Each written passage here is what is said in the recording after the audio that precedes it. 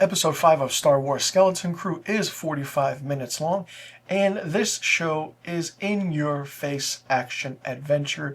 Definitely a coming of age. The Goonies meets Star Wars, which I've been saying since I started watching this.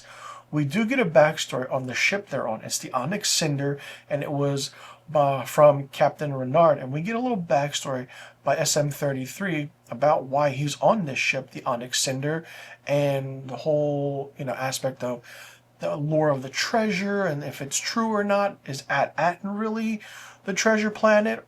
I mean, you could also say that this is also like Treasure Planet, the Disney movie.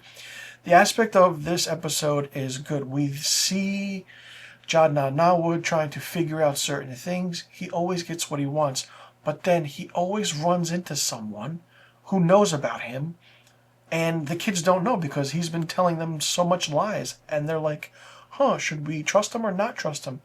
In a way, they kind of managed to go into a layer under the planet that they're in, Lanubal, and they figure out where all this treasure is, and they want it.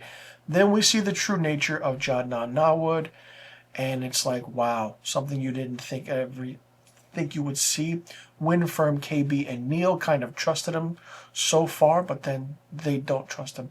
SM-33, in a way, always follows the captain's orders. Who's the captain? Who's not the captain?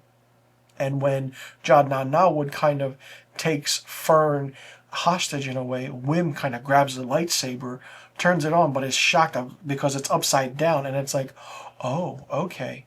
And then we see Jadna Nawood kind of use his force-sensitive powers, and he grabs the lightsaber, turns it on, and that's the end of the episode.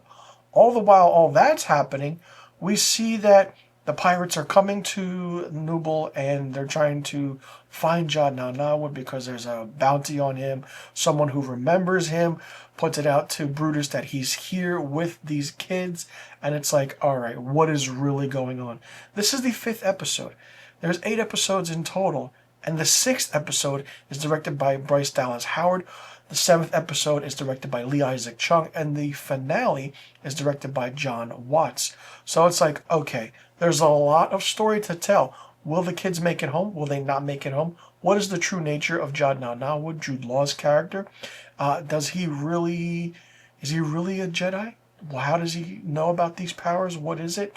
And the whole aspect of this being an action adventure coming of age story is really good. This is the most fun I've had with a Star Wars story since the Mandalorian series and Andor. The other series, here nor there, they're still fun, but they're not as good as this.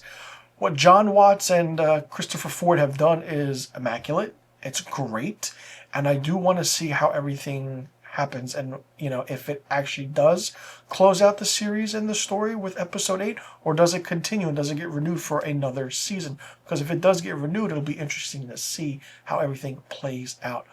Fun, slow-moving story. A lot of Easter eggs from previous Star Wars that we know, new lore that is involved. I mean, it does take place after the events of the Return of the Jedi, and in the same realm as the Mandalorian. I've been saying that quite a bit in my episodic reviews I've done for this show. But 3 episodes left. A lot can happen. And what will those be? Just have to wait and see to find out. This was a fun episode, but it's like, who can you trust? Who can you really trust?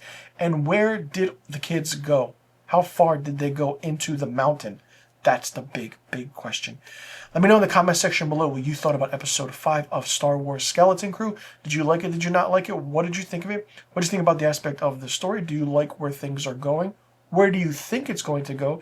Do you think that the kids will make it back home? Do you think we'll get another season? And do you want another season of Star Wars Skeleton Crew? And how do you think everything will end?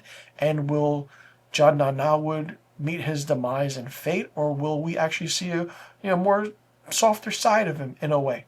Let me know in the comment section below about all the questions I just asked. I'm Mr. Filmstock. Thanks so much for tuning in, and I'll see you all in the next review video. And be sure you tune in next week to my episode 6 review of Star Wars Skeleton Crew.